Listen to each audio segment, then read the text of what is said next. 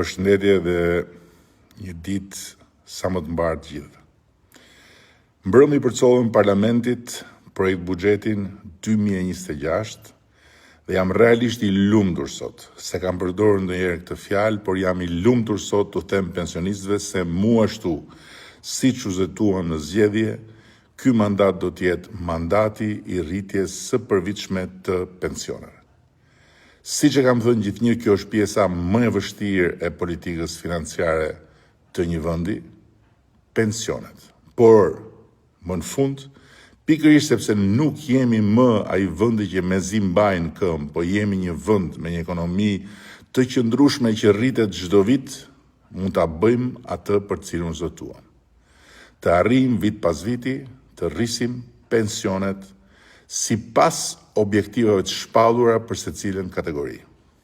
Kështu, pensionistët tanë, përveç se do të marrin këtë dhjetor, bonusin e fundvitit, duke filluar nga janari do të kenë një rritje tani më të shtrirë muaj për muaj, përmbi indeksimin e përvitshëm natyrisht.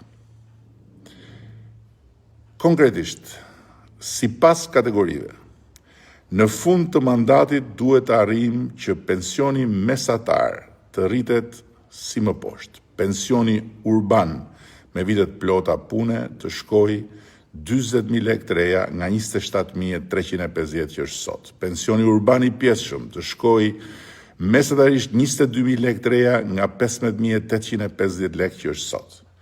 Pensioni rural të shkojë 18.000 lekë të reja nga 11.500 që është sot. Pensioni familjar të shkojë 18.000 lekë të reja nga 11.400 që është sot.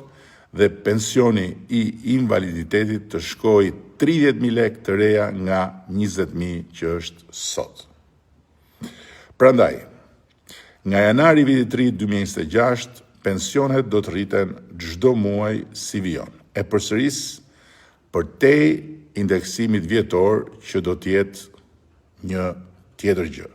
Pensioni urban në vitet plota pune do të rritet 1.800 lekë. Pensioni urban i pjesshëm do të rritet 800 lekë. Pensioni rural do të rritet 1.000 lekë. Pensioni familjar do të rritet 700 lekë. Pensioni i invaliditetit do të rritet 600 lekë.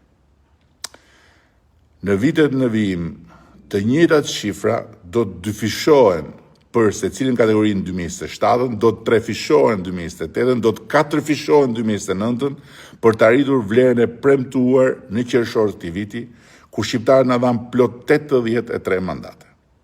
Ky jam unë, këta jemi ne.